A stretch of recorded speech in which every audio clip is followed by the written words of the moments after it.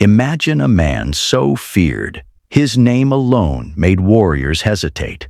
A frontiersman who never let his rifle go empty, never showed mercy, and never stopped hunting. That was Lewis Wetzel. A legend to some, a nightmare to others. The Ohio River Valley in the late 1700s wasn't just wild, it was a war zone. British forces, American settlers, and indigenous nations fought for control, and in the middle of it all was Wetzel. He didn't just survive the chaos, he thrived in it. Some called him a hero, a protector of settlers who struck fear into enemy hearts. But others saw him for what he really was, a bloodthirsty killer who didn't just fight, he hunted. This is not a simple story of good versus evil. It's about the thin, messy line between survival and savagery. It's about a man shaped by violence who answered every problem with a bullet. But here's the thing. History doesn't agree on what to call him. Hero? Maniac? Monster? His legend has been scrubbed clean and turned into frontier folklore. One thing's for sure. Wetzel lived and died by the gun, leaving behind a legacy soaked in blood. His legend grew over time. But the truth, that's much darker than the dime novels ever told.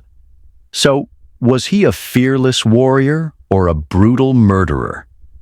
Let's find out in this video. Lewis Wetzel was born in 1763 near Wheeling, West Virginia. His parents, John and Mary Wetzel, were German immigrants who sought opportunity on the frontier, but they found only danger. When Lewis was just 3 years old, Shawnee warriors raided his family's cabin, kidnapping his older brother, George. It was a brutal world, and the Wetzels quickly learned survival meant staying on constant guard. They moved into a makeshift fort, but violence still followed them wherever they went. Then came 1777, the year that sealed Lewis Wetzel's fate. 14-year-old Lewis was out hunting with his father when Wyandot warriors ambushed them. His father was shot dead on the spot. Hiding in the underbrush, Lewis watched in horror as the warriors scalped his father right in front of him. That night, he made a vow.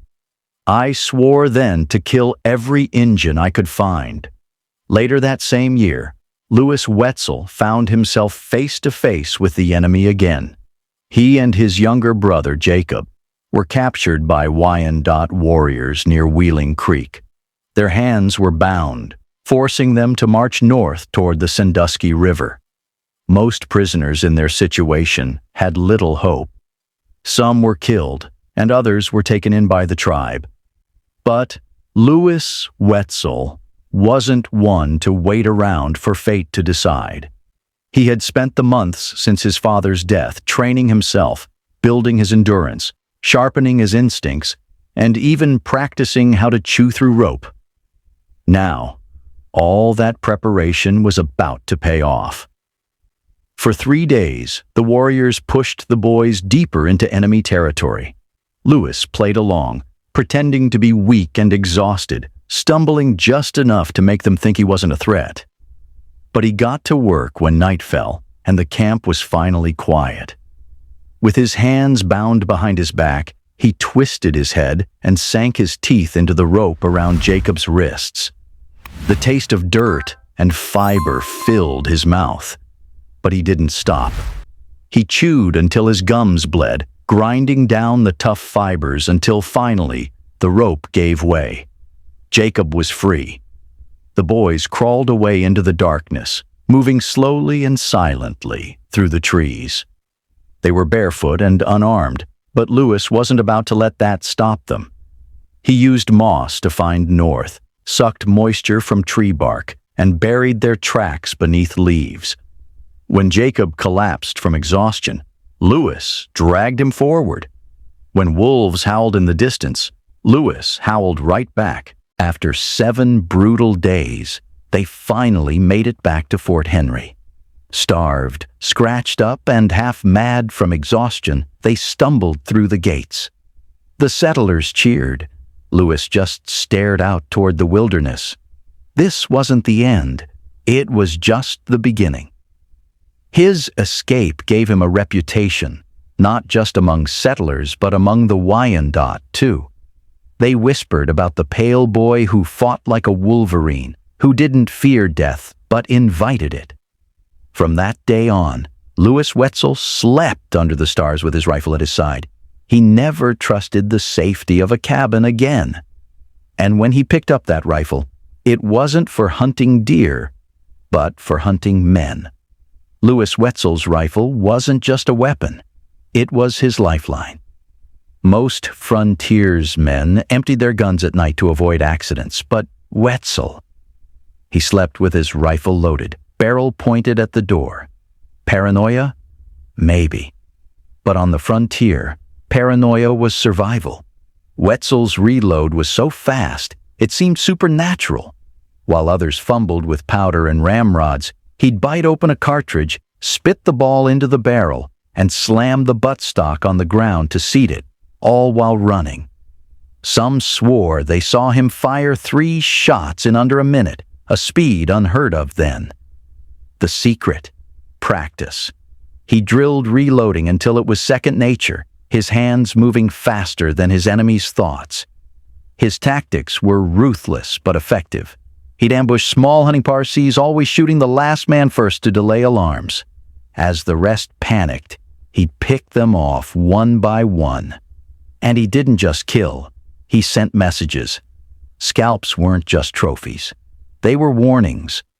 After a Wetzel raid, warriors would find their comrades' hair nailed to trees, a gruesome sign that probably said, "I'm still here."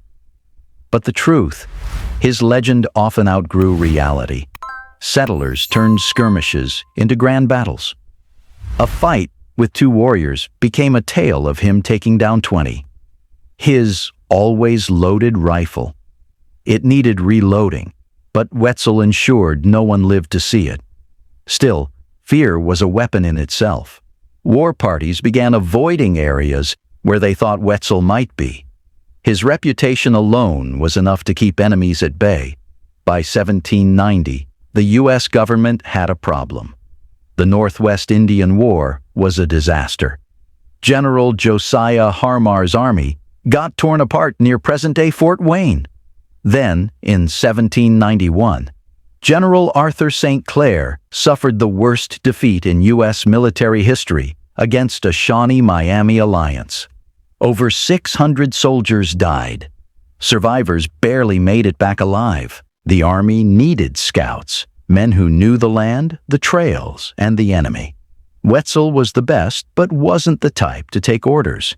While officers drilled their troops, he hunted alone, ambushing warriors and burning crops. Soldiers thought he was insane. Some admired him. After one raid, a militiaman wrote, "Wetzel came back with 8 scalps, a grin, and not a scratch." The man's part ghost. But Wetzel's war wasn't helping anyone. His raids only hardened indigenous resistance. Shawnee leader Blue Jacket used Wetzel's brutality as proof that the settlers would never stop until all native people were wiped out. Even settlers began to question him. By 1795, the war was over. The U.S. had won land, but Wetzel had lost his purpose. The government he fought for no longer wanted him. With a bounty on his head in some places, he faded away, a relic of a bloodier time. March 8, 1782, Gnadenhutten, Ohio. A quiet village of Christian Delaware Lenape sat in prayer, unaware that death was marching toward them. These people had chosen peace. While other Lenape fought alongside the Shawnee, the Moravian converts refused to pick up weapons. They thought staying neutral would save them. They were wrong. A Pennsylvania militia, furious over frontier raids, wanted revenge. They didn't care that these Lenape had nothing to do with the attacks. To them, all indigenous people were the enemy. Though not in command, Wetzel was there when they stormed the village. Some survivors claimed he encouraged the slaughter, shouting, "Nits make lice," a phrase used to justify murdering indigenous children. What happened next was pure horror. The militia rounded up 96 unarmed Lenape men, women, and children and locked them inside 2 cabins. They weren't given a trial. They weren't given a chance. The killers didn't even waste bullets. They used tomahawks and mallets, crushing skulls one by one. One mother begged to die last so her children wouldn't be left alone in the afterlife. It didn't matter. They were all dead by morning. Wetzel's exact role is murky, but his presence isn't disputed. He had built his reputation on hunting warriors. Now he was tied to the massacre of civilians. The killers scalped the dead, looted the village, and set fire to the remains. When the smoke cleared, the town of Gnadenhutten was gone, and Wetzel's legacy had changed forever. The massacre backfired. Instead of weakening indigenous resistance, it fueled it. Shawnee, Wyandotte, and Miami warriors vowed revenge. Even some settlers were horrified. One newspaper called it a savage cruelty that shames the American name. Wetzel, once seen as a protector of settlers, now had people whispering about him in disgust. But Wetzel never apologized. In later years, he bragged about Gnadenhutten, saying the Lenape deserved worse. Even among the blood-soaked frontier, the massacre became a black mark he could never wash off. By the early 1800s, America was trying to turn its violent past into something more heroic. The frontier had been brutal and lawless, but people didn't want to remember it that way. They wanted stories of brave pioneers and fearless Indian fighters. And so, Lewis Wetzel became a legend. Songs were written about him, and towns named streets in his honor. In 1842, a book called The Life of Lewis Wetzel turned him into a noble frontiersman, conveniently skipping over the massacres and peace envoys he helped kill. School children grew up hearing stories of a fearless warrior, a protector of settlers, a man who never let his rifle go cold. But not everyone bought into the myth. Indigenous communities remembered Wetzel differently. To them, he wasn't a hero. He was Washichu Wakang, the Lakota word for evil white man. His name was spoken with the same bitterness as Custer's would be a century later. Even some settlers were uneasy. 1824 Moravian missionary John Heckewelder wrote, "Wetzel was a brute. His deeds would shame even the most heathen soul." By the 20th century, historians started peeling back the myth. Francis Parkman, who once praised Wetzel's dauntless energy in 1851, was replaced by scholars like Richard Slotkin, who called him a proto-Confederate vigilante. Instead of a hero, Wetzel was now seen as a man who fed on violence, a killer whose hatred blurred the line between war and murder. The backlash grew. Museums quietly removed Wetzel exhibits. In 1991, protesters in Mississippi tore down a monument to him, shouting, "No honor for genocide." And in 2018, a West Virginia school board proposed naming a sports team the Wetzel Warriors. Indigenous groups packed the meetings, holding up photos of the mass graves at Gnadenhutten. The board backed down.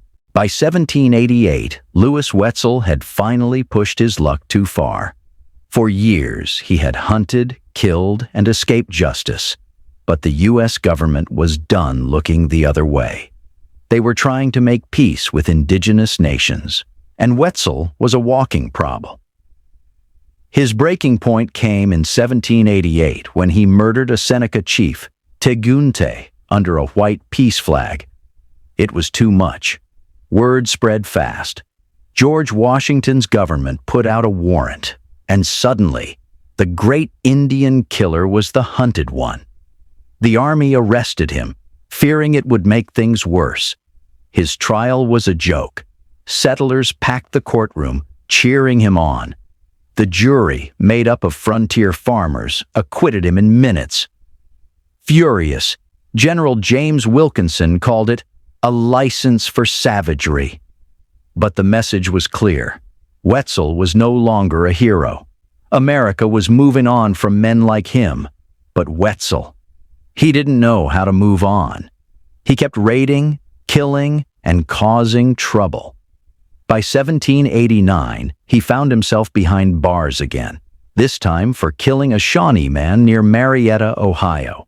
The authorities had learned their lesson. They locked him in a windowless dungeon, determined to make sure he stayed put. Wetzel had other plans. Using a smuggled knife, he carved his way through the wooden ceiling of his cell, squeezed into a rain gutter, and disappeared into the night. It was classic Wetzel, always finding a way out, always on the move. For the next decade, he lived like a ghost. He drifted through Louisiana swamps and Texas plains, trading scalps for whiskey and telling anyone who would listen about his glory days. Even as he aged, Wetzel never let go of the past. In 1803, a traveler found him in Mississippi, old and sick but still clutching his rifle. By then, he was just another relic of a dying era. The frontier had changed, and the wars were ending. There was no place left for men like Lewis Wetzel. By 1808, Wetzel was a shadow of himself. Once, he had been a towering figure, feared and respected. Now, he was a sick, toothless drifter coughing blood into Mississippi dirt. Years of bad food, untreated wounds, and too much whiskey had caught up with him. The man who had outrun war parties and prison walls now struggled just to walk. His final days were pitiful. A local family rumored to be that of his cousin took him in.